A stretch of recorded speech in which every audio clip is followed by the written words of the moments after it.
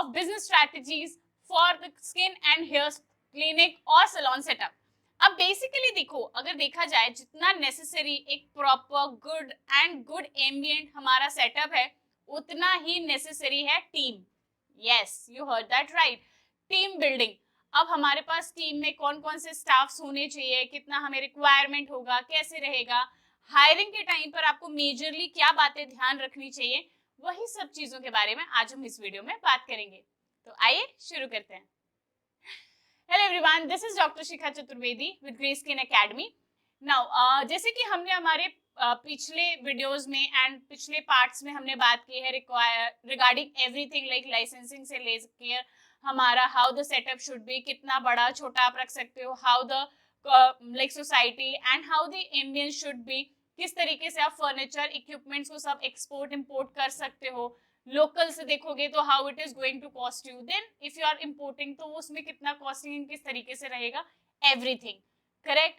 आज हम बात करेंगे बेसिकली कि उस सेटअप को रन करने के लिए लोग चाहिए. लोग मतलब टीम चाहिए, स्टाफ चाहिए. How and what all staff you need, hire करते टाइम पे किन बातों का बेसिक ध्यान रखना है, एंड ऑल्सो क्या चीजें प्रोवाइड करनी पड़ेंगी आपको इवन टू द स्टाफ, जिससे वो आपके पास लंबे टाइम तक टिके रहें. Correct. So let's begin. Number 1 is how many staff do you need. देखो, very honestly, if you are a small kind of a setup but you are running very good, तो आपको मल्टीपल स्टाफ की need होगी so that एक time पे multiple clients को attend कर सकें. ओके. बट अगर आपका स्मॉल सेटअप है and the client base is also okay, ठीक है, देयर इज मीडियम या लिमिटेड क्लाइंट्स हैं या उस अकॉर्डिंग, अभी it is very fresh start है, इट्स फाइन. तो आप कुछ स्टाफ को कम रख सकते हो एंड देन इवेंचुअली आप उनको ग्रो कर सकते हो. फाइन. बेसिक जो सबसे पहला या मेजर रिक्वायरमेंट है, number 1 is a receptionist. Correct. कोई एंटर कर रहा है आपके यहाँ तो डायरेक्टली आपको अप्रोच ना करते हुए दे शुड हैव या ग्रीटेड बाय किसी और के थ्रू.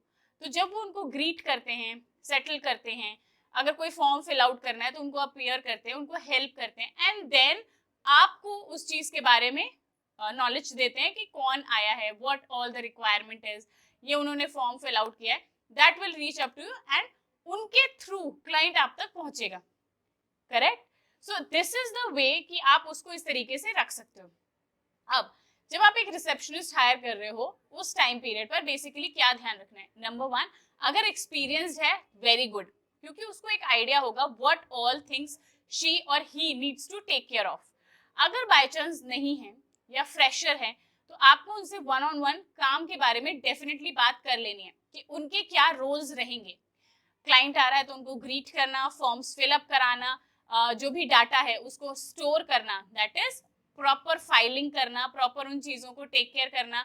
उसके अलावा क्लाइंट का फॉलो अप लेना, क्लाइंट अगर गया उसका नेक्स्ट सेशन है तो उसका फॉलो अप लेना प्रॉपरली, एंड क्लाइंट को अगर किसी चीज का रिक्वायरमेंट है तो उसको फुलफिल करना.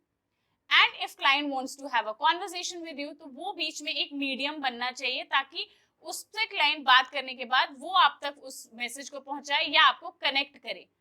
करेक्ट. ये उनका बेसिक रोल है और ये उनको आना चाहिए. मूविंग अहेड, अगर आपका एक प्रॉपर बिग सैलून है या इफ नॉट दैट वे तो आपके पास एक proper makeup like doing person या एक हेयर स्टाइलिस्ट प्रॉपर एक होना चाहिए, क्योंकि many times we have seen salon usually runs with their hair business a lot.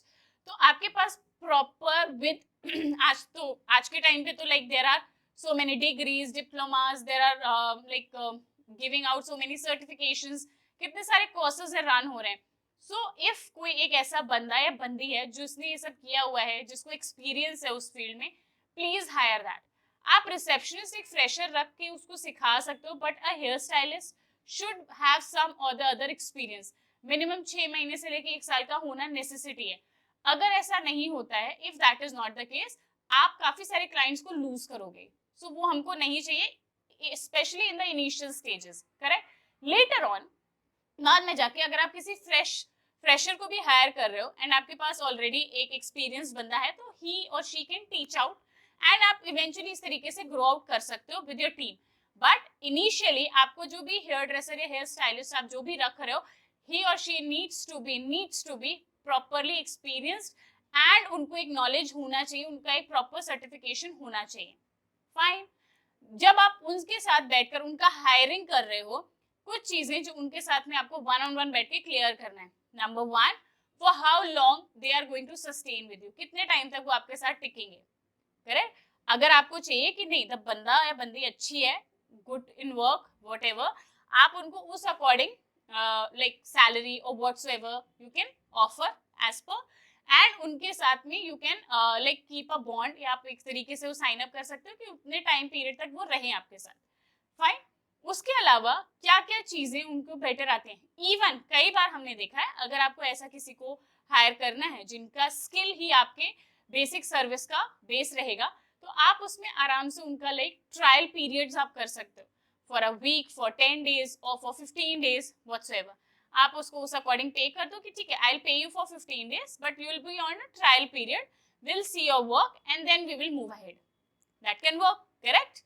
Next, moving ahead, उसके अलावा अगर आपका काफी बड़ा सैलून है, then you would need some helping hands also, like कोई क्लीनिंग स्टाफ चाहिए होगा आपको, then you will need an organiser, and many a times we have scene, अगर आपका काफी बड़ा सेटअप है तो वहां पर आपको एक फ्लोर मैनेजर, दैट इज जो मैनेज कर सके हर एक बंदे को, क्योंकि हर एक बंदे को आप पर्सनली जा जाके उससे बात नहीं कर सकते, पर्सनली जा जाके उनकी क्वेरीज नहीं सुन सकते। सो you need one person at the head जो कि आपको सारी चीजें कन्वे करे।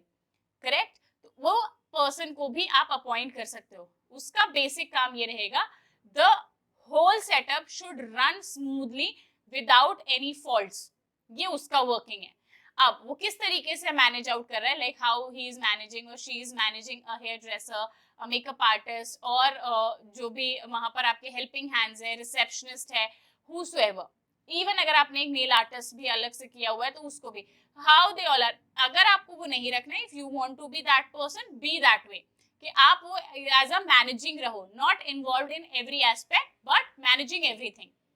Okay, you can do that way initial time में, एंड देन लेटर ऑन आप उस अकॉर्डिंग ग्रो कर सकते हो। उस बंदे या बंदी को जिसको भी आप हायर करोगे for that managing in floor managing position, उससे आपको एक वन ऑन वन कॉन्वर्जेशन करना है। क्लाइंट जब भी आ रहा है उसको अगर किसी भी चीज रिगार्डिंग डाउट है, उसको क्लियर अप करना, कोई भी मिस नहीं होने देना, रिसेप्शनिस्ट को प्रॉपरली ट्रेन करना, हेयर ड्रेसर के साथ में प्रॉपर कम्युनिकेट करके चीजों को लाइन अप करना, फॉलोअप्स पे स्पेशली ध्यान देना, new advertisement, new ads, new social media चीजों को मार्केटिंग करना या अपडेट्स करना, वो उसका काम होगा। So that is how you basically divide the duties, ताकि किसी पे भी एक पे बर्डन नहीं आए and the team run smoothly. Correct. Moving ahead, अगर हम बात करें क्लिनिक सेटअप की, देखो clinical setup is quite different than a salon setup. Clinical setup में ऑब्वियसली कुछ चीजें जो सिमिलर है, नंबर वन रिसेप्शनिस्ट, वो एवरीवेयर इट इज सिमिलर, काम भी ऑलमोस्ट सिमिलर रहता है, जस्ट दैट थोड़ा एक दो ड्यूटीज बढ़ जाता है, like they also tend to be as a helping hand or at some clinic, या फिर उसके अलावा they need to like keep on posting, keep on taking care of the social media a lot, and the helping hands जो भी वहां पे cleaning staff है, taking care staff है, या जो भी है, उनको भी उस चीज का ध्यान रखना है। एंड ऑल्सो वेरी इंपॉर्टेंट, जो भी रिसेप्शनिस्ट रहे दोनों जगह पे, चाहे सैलून हो चाहे क्लिनिक, इन्वेंट्री को मैनेज भी उन्हीं को करना है। तो इन्वेंट्री का टेकअप भी आप प्लीज जब भी रहे तो उनसे बात करें, इन्वेंट्री को मैनेज करें, अगर किसी भी चीज का लैकिंग है तो आपको इन्फॉर्म करें। Correct.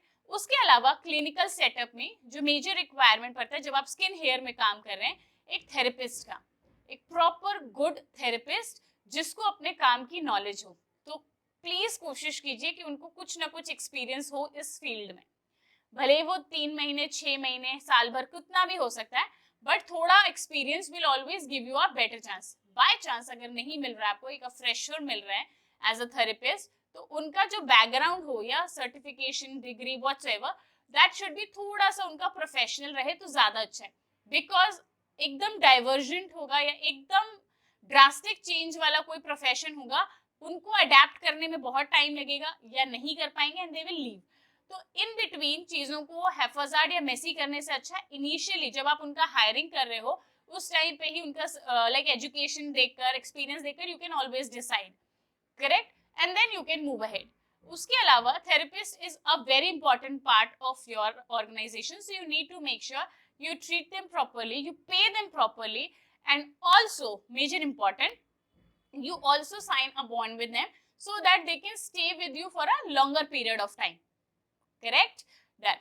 Now, as we move ahead, other than this, इसके अलावा आपको जो क्लिनिक में एक मेजर रिक्वायरमेंट होगा एक असिस्टेंट, दैट कुड, वो फ्रेशर हो सकता है, नॉट एन इशू, आप उसको इवेंचुअली सिखा सकते हो कहाँ पर क्या सामान रखा है, how to assist a therapist, या आपको ओके उसके अलावा there would be needing for an helping hand या क्लीनिंग स्टाफ का, जो कि आप या तो आप टेम्परेरी रख सकते हो, like whosoever can come in the morning, go in the evening, या come for an hour, go after that, वो उस अकॉर्डिंग आप रख सकते हैं. ठीक है, ये बेसिक टीम है जो आपको सैलून में या क्लिनिक में इस तरीके से आपको हायर अप करना है.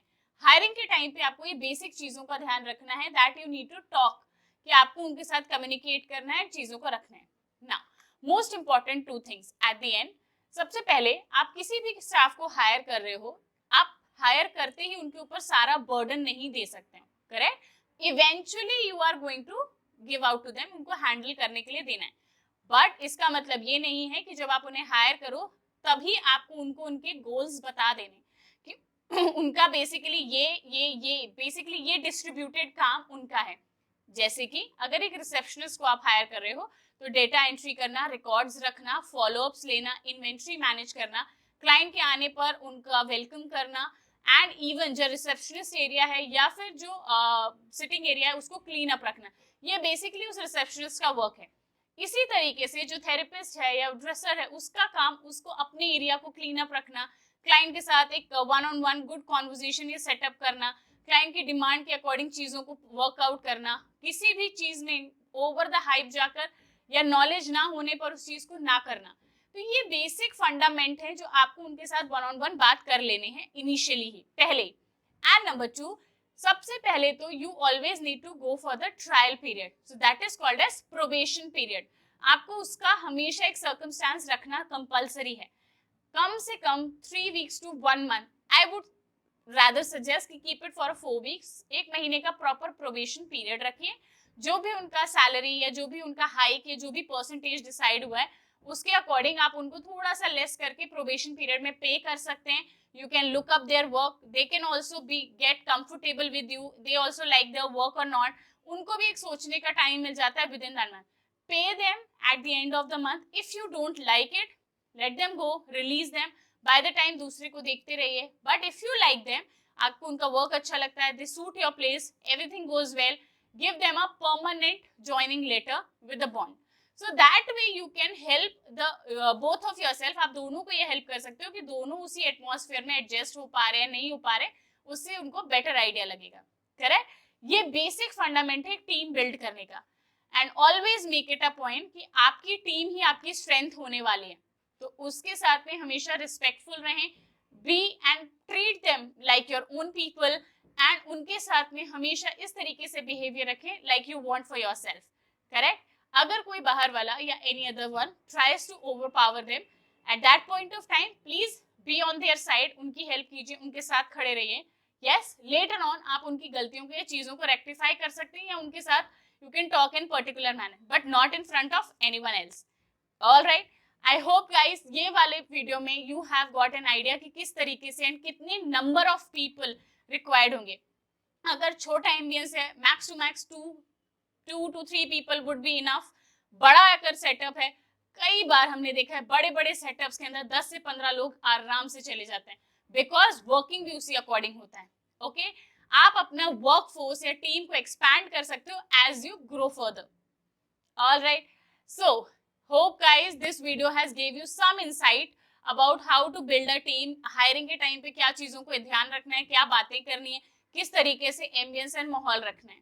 ठीक है, सो उन सारी चीजों को जब आप ध्यान रखते हो, एक प्रॉपर और बहुत अच्छी टीम को बिल्ड करते हो, आपका काम अपने आप ग्रो करता है, because your work will speak. आपका काम अपनी तारीफ खुद करेगा. Alright, so hope you love this video, watch you have watched it. अगर यहाँ तक आप उसको देख रहे हो, please subscribe the channel and hit the notification bell icon. आपने अगर हमारे पुराने पार्ट्स नहीं देखे हैं, go and watch that out and give your love. You can also follow us on Instagram and वहां पर हम कई सारे और भी वेराइटी ऑफ थिंग्स लेकर आते हैं मल्टीपल वीडियोस के साथ. Hope you had a fun. Thank you everyone. Take care. Bye bye.